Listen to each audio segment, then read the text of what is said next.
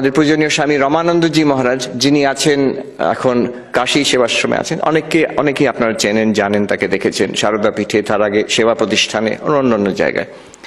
তিনি যখন ছাত্র, তিনিও একজন যাকে স্বামী প্রেমেশানন্দজি সন্ন্যাস জীবনে উদ্বুদ্ধ করেছিলেন। তো তিনি যখন ছাত্র, তিনি যেতেন স্বামী প্রেমেশানন্দজির কাছে। তিনি এই ঘটনাটা আমাকে বলেছেন। তিনি একবার স্বামী প্রেমেশানন্দজিকে প্রণাম করছেন। প্রেমেশানন্দজি যখন প্রণাম করছেন, স্বামী প্রেমেশানন্দজিকে রমানন্দজি যখন প্রণাম করছেন, তখন প্রেমেশ মহারাজ তাকে এরকম করে ছুঁয়ে দিলেন কপালে। তো রমানন্দজি তখন ছাত্র, চমকে উঠেছেন স্বাভাবিকভাবে। প্রেমেশ মহারাজ তখন বলছেন, ওই ওই ওই যে চমকে উঠলো, ও ছাড়া কোনো শালা ভগবান নেই। আজকের যে বক্তৃতা, এটা পুরোটাই এই প্রেমেশ মহারাজের এই কথাটা বোঝার জন্য, যে ওই চমকে উঠলো, ওই যে তুমি, ও ছাড়া কোনো শালা ভগবান নেই। This is same as the Vedanta mahavakya. এইটারই বিচার। বেদান্ত বিস্তৃত, সমগ্র বেদান্ত কত উপনিষদ আছে, উপনিষদ, তারপরে গীতা, তারপরে ব্রহ্মসূত্র, তারপরে উপনিষদ, গীতা, ব্রহ্মসূত্রের ওপরে শঙ্করাচার্যের ভাষ্য। আজকে মূলত আমরা অদ্বৈত বেদান্তের কথাই বলছি। অদ্বৈত বেদান্তের গ্রন্থই কত বিস্তারিত,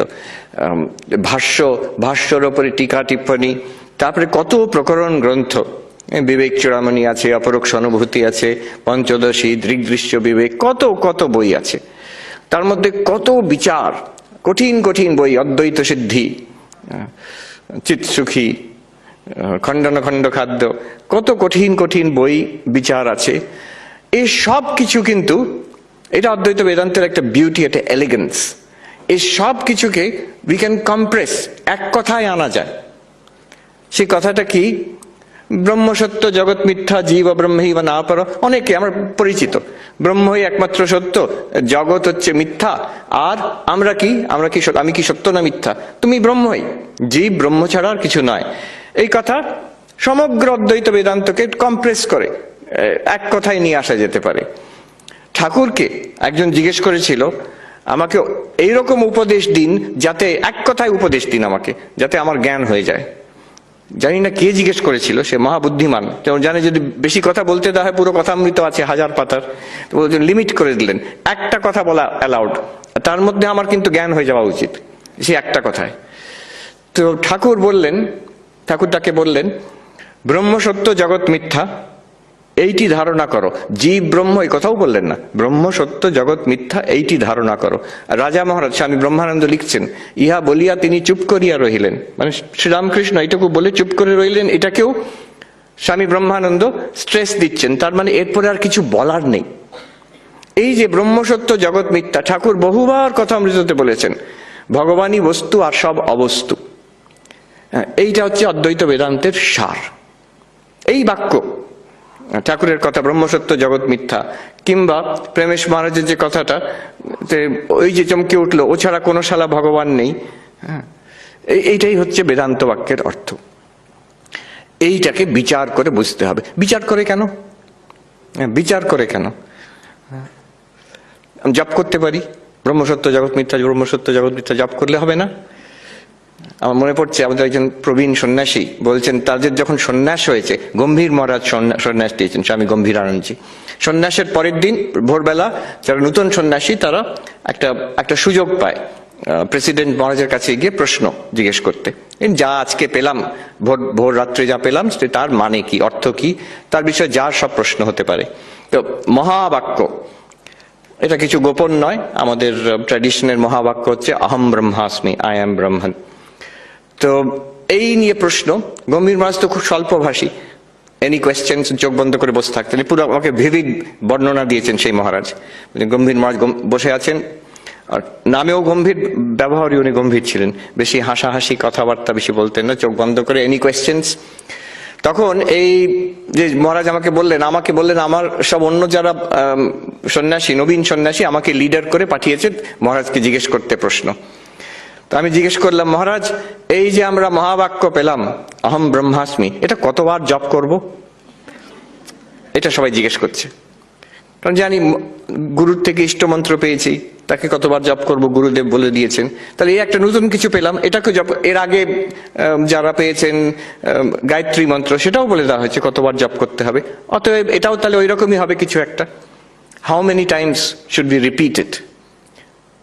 গম্ভীর মহারাজ ইংলিশে বললেন যে it is not for repetition, it is for realization. আহম ব্রহ্মাস্মি রিপিটেশনের জন্য নয়, ইটস ফর রিয়েলাইজেশন, অনুভূতির জন্য। তারপরে বললেন any other questions? No, you may go. উনি তো বলে দিলেন ইউ মে গো, কিন্তু আমাদের একটু গভীরে ঢুকতে হবে। 1 ঘন্টা সময় আছে এই কথার মধ্যে, এবার আমাদের ডুব দিতে হবে এই মহাবাক্য।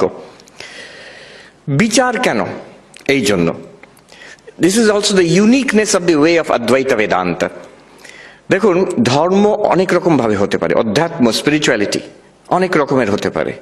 একটা আমরা বুঝি যে ভক্তির উপরে, বিশ্বাস উপরে নির্ভর করে, যে একটা কিছু আছে, ভগবান আছেন, ঈশ্বর আছেন, নারায়ণ আছেন, দেবী আছেন, বিশ্বাস করি, তার প্রতি আমি শ্রদ্ধা করি, ভালোবাসি আর আত্মসমর্পণ করি, এই একটা পথ, এটা ভক্তির পথ বলে। এটা একরকম, কিন্তু এটা বিশ্বাসের উপর নির্ভর করে। এখানে যদি কেউ প্রশ্ন করতে আরম্ভ করে আছেন কি নেই প্রথম থেকেই, তাহলে জমবে না, তাহলে হবে না, কাজ করবে না। আরেকটা পথ আছে, সেখানে বিশ্বাস করতে বলছে না, সেখানে বলছে এইভাবে সাধনা করো, তুমি অনুভূতি হবে তোমার।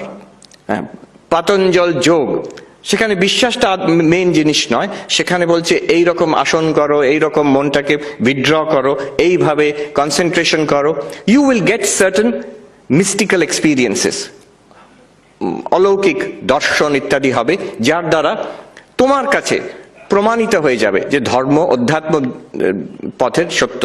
স্বামী বিবেকানন্দ বলছেন, if God exists I should be able to see God, if I have an immortal soul I should be able to feel ইট।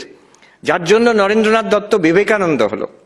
উনি গিয়ে কি প্রশ্ন করছেন ঠাকুরের কাছে, যে জিজ্ঞেস করছেন না যে মশাই ভগবান আছেন কিনা, আপনি কি ভগবানে বিশ্বাস করেন, ওইসব প্রশ্ন করছেন না, আপনি ঈশ্বরকে দেখেছেন? দ্যাটস অ্যান এম্পিরিক্যাল কোয়েশ্চেন, বিশ্বাসের কথা নয়, অনুভূতি হয়েছে কিনা। That's the path of mystical experience. Mystical experience কেন বলছি? যেহেতু যে অনুভূতির কথা নরেন জিজ্ঞেস করছে ঠাকুরকে, যে অনুভূতি ঠাকুরের হচ্ছে সমাধিতে, মা কালীর সঙ্গে কথা বলছেন, অনেকবার বর্ণনা আছে, তিনি সমাধি মন্দিরে, কেউ বেলুমঠে সে জিজ্ঞেস করলো, আচ্ছা কথামৃত যে সমাধি মন্দিরের কথাটা লেখা আছে, এটা কোন কোন মন্দির বলুন তো?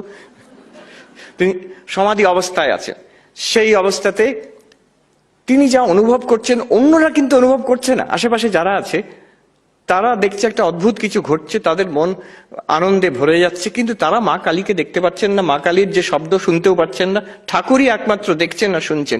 Extraordinary experience, not ordinary experience. Mystical experience, not a shared public common experience. It's a path of mystic experience, যোগ মার্গ। The difference is, আগেরটা ভক্তি মার্গটা বিশ্বাসের উপরে অন্তত আরম্ভ হয়। যোগ মার্গে বলা হয় the approach is one of experience. এটা স্বামী বিবেকানন্দ যখন ওয়েস্টে আমেরিকাতে গেলেন, প্রথমেই জোর দিলেন এইটার উপরে, ধ্যানের উপরে। তার প্রথম বই সেখানে, ওই নিউ ইয়র্ক বেদান্ত সোসাইটি যেখান থেকে আমি এসেছি, সেখানেই পাবলিকেশন ফার্স্ট, রাজযোগ। উনি translation of Patanjali Yoga Sutras with his own commentary. দেখুন, ওখানে উনি স্ট্রেস দিলেন on something that is empirically verifiable. বলছেন religion is not something just for belief, it is for realization. কিন্তু এখানেও একটা মুশকিল আছে। প্রথমটা তো ভক্তি বিশ্বাসের উপর ডিপেন্ড করে, এই দ্বিতীয়টাতেও একটা অসুবিধে এই, কেউ বলতে পারে যে আপনার এইসব অনুভূতি হচ্ছে, আমার তো হচ্ছে না, আমাদের কারোরই হচ্ছে না, অতএব আমাদেরটাই ঠিক, আপনার মাথার গোলমাল আছে, বলতে পারে। তখনকার দিনে ঠাকুরকে অনেকে বলতো পাগল, পাগলা বামুন, তার কি সব অনুভূতি হয়, তাতে কি হয়েছে, তার মানেই কি সত্যি? সে আজকের যুগে একজন নিউরোসায়েন্টিস্ট বলতে পারে, বলেও যে মিস্টিক্যাল এক্সপিরিয়েন্স আমরা বারণ করছি না, আমরা না বলছি না, আমরা এই বলছি না যে আপনার হয়নি, হয়েছে, নিশ্চয়ই হয়েছে, কিন্তু সেটা তার মানে নয় যে সেটা সত্য। আপনার এখানে এই অমুক হেমিস্ফিয়ারে অমুক জায়গায় একটা ছোট ব্লাড ক্লট হয়েছিল, সেটা বাস্ট করেছে, তার জন্য আপনার এরকম একটা অনুভব হচ্ছে। কিংবা আপনি কোনো ড্রাগ, এখন খুব চলছে আমেরিকাতে, সাইলোসাইবিন নতুন ড্রাগ বেরিয়েছে, সেটা খেয়ে বিভিন্ন রকমের অনুভূতি হচ্ছে, তার মানে সেই অনুভূতিগুলো কি সত্য? না। It can be doubted. Why can it be doubted? Because it's not a common experience, not a readily available public experience. In contrast to this, জ্ঞানের পথে হয় কি, যেটা আমরা এখন দেখব, যে বিশ্বাস নয়, it is something directly verifiable. Extraordinary experience নয়, অলৌকিক অনুভূতি নয়, যেটা আমাদের লৌকিক অনুভব, আমাদের common day to day available experience, ওইটুকু থাকলেই হবে।